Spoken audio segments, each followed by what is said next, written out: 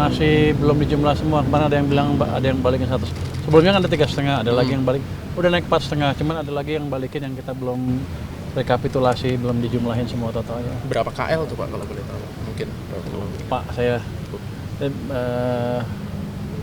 begini, setiap tahun tuh nggak pernah ada yang 100% keserap. Kita asumsikan awal 99% terserap. terkait ini aja sih Pak, sampai akhir tahun ini kan pajak masih rendah gitu. Nah Bapak bagaimana memastikan strateginya apa sih Pak kira-kira untuk memastikan defisit ini kan kagak melebar dari 2,78 seperti outlook laporan semester gitu Pak? Kita kendalikan di bawah 3%, jadi kita nggak akan melanggar undang-undang. Udah kita monitor terus hampir setiap hari kalau di sana di Kemenq. Jadi strateginya ya apa ya, pengendalian pengeluaran udah dilakukan, udah cukup lama sih. Tinggal kita lihat kalau nggak salah masih ada yang mengembalikan anggaran ke kita.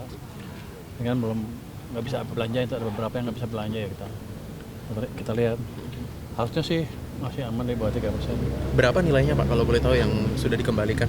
Wah, saya lupa yang terakhir, masih belum dijumlah semua. Kemarin ada yang bilang ada yang balikin 100. Sebelumnya kan ada 3,5, ada lagi yang balik. Udah naik 4,5, cuman ada lagi yang balikin yang kita belum rekapitulasi, belum dijumlahin semua totalnya. Berapa KL tuh Pak kalau boleh tahu? Mungkin Pak, saya begini, setiap tahun tuh nggak pernah ada yang 100% keserap. Kita asumsikan awal 99% terserap. Itu pun nanti akan ada yang balikin lagi. Jadi mungkin ada yang di bawah itu nanti.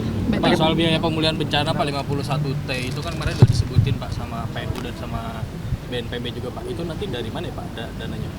Dananya kan dari APBN, kan waktu begitu APBN selesai di DPR, kita pelajarin, kita sisir semua program-program kementerian lembaga. Ternyata masih banyak program-program yang nggak jelas, rapat nggak jelas. Udah kita sisir semuanya. Even sebelum bencana udah kita kumpulkan 60T dari situ. Jadi siap-siap mau dieksekusi apa enggak.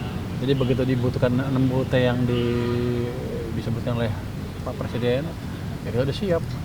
Oh itu dipastikan APBN 2026 ya Pak? 2026. Yang 2026 untuk rehabilitasi kan. Bisa. Kalau yang tahun ini kan ada BNPB kan udah ngajuin 1,6. Kita masih ada 1,3, nggak tahu dia mau ngajuin lagi. Mereka juga sebelumnya punya berapa ratus miliar, jadi masih cukup. Terus tahun 2026 juga untuk daerah-daerah kena bencana akan ada relaksasi yang dana yang ke daerah yang kita potong itu kita longgarkan supaya mereka bisa bangun. Jadi nggak ada masalah untuk daerah untuk rehabilitasi bencana. Kementerian atau lembaga udah ada yang mengajukan nggak selain BNPB untuk pemulihan? Kan kalau bencana BNPB. Tadi kan Pak Mentan ngomong untuk pemulihan sawah yang terdampak bencana butuh 300 sampai 400 miliar. Ini bakal dianggarkan. Saya nggak tahu lewat BNPB apa lewat sendiri, harusnya sih lewat BNPB juga karena hitungan anggarannya kan kalau bencana kan semuanya satu pintu kan. Nah saya sih cuma juru bayar. Pak 51 berarti tahun depan kemungkinan Pak 51T itu. 60 kita siapin. 60 disiapin. Kenapa Anda potong-potong? Di 26 berarti Pak. Potong-potong aja. Di 26 berarti Pak. 2026. Yang tahun ini udah ada semua. Jadi kan yang besar nanti rehabilitasi kan. Pas pembangunan besar-besaran itu kan sekarang kalau dibangun juga masih hujan, masih banjir. Itu kira-kira. Tapi ya dananya siap itu aja. Pak, kemarin lapor soal bea cukai sama pajak ke Presiden, apa Pak yang dilaporkan Pak? Kapan? Di rapat di Hambalang Pak. Oh, Apakah ini Pak yang kemarin gubuk-gubuk bea cukai Pak? kok tahu? Apa aja yang dilaporin Pak? Kan nggak ada orang di sana dalam wartawan. Seskap Pak ngasih tahu Seskap. Pak. Oh, dia yang bocorin. Dia yang bocorin. Oke, kalau gitu kan. Jadi gimana Pak? Gimana, Apa aja yang dilaporin Pak? Soal bea cukai. Nah, kita lapor untuk bea cukai ada kemajuan dari sisi IT dan kita laporkan juga di beberapa pelabuhan kita pasang scanner baru di Tanjung Priok 8 mau ditambah sampai 9. Di tempat lain juga akan kita penuhi. Jadi nanti kita ceritakan juga kita udah pakai sistem AI di mana kalau mereka harga nggak langsung kayak manual waktu saya itu, langsung AI-nya yang deteksi harganya berapa kira-kira, otomatis cek dengan harga di marketplace real time.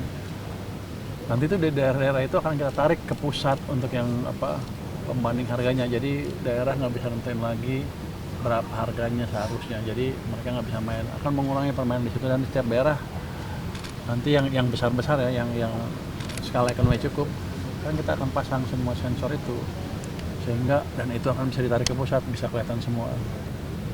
Jadi kita udah semakin canggih Saya harapkan sih Maret semua AI-nya di jalan semua udah sempurna, udah bagus lah. Nanti saya ajak ke pelabuhan nanti ke pusat monitoring di Bea Cukai nanti.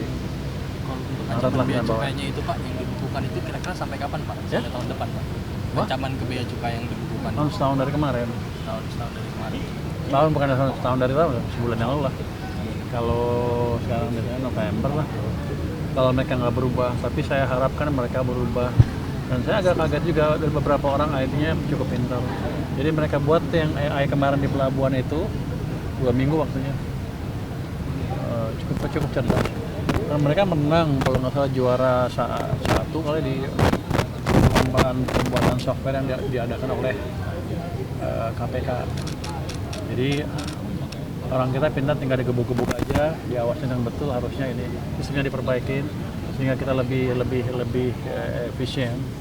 Kalau dulu saya ke Bea Cukai di sana kan di mana tuh? Sekarang dia monitor pembandingan dokumen sama standar yang harusnya itu sehari itu cuma bisa 15. Kalau pakai AI langsung masuk langsung keluar. Jadi akan cepat sekali. Jadi harusnya ke depan sih efisiensi akan lebih bagus.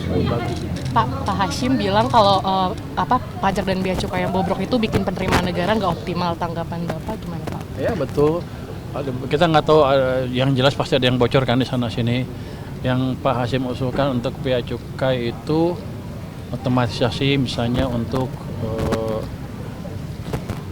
monitoring produksi rokok. Saya udah lihat teknologinya cukup bagus. Mungkin akan kita terapkan, tinggal masalah negosiasi harganya jangan kemahalan gitu. Lebih murah dikit lah.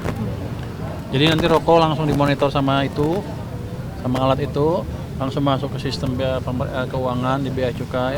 Nanti juga kalau jadi ya di cukainya itu ada kode khusus, begitu dipakai handphone atau pakai alat khusus bisa ketahuan harusnya di pabrik rokok dari mana, jadi ketahuan dan pengawasannya akan lebih gampang. Yang saya harapkan dengan itu dijalankan nanti pendapatan cukai rokok akan naik, dan pada saat yang bersamaan kita beresin juga di lapangannya lebih gampang. Itu sedang dalam tahap negosiasi. Satu lagi juga otomatis pajak juga sedang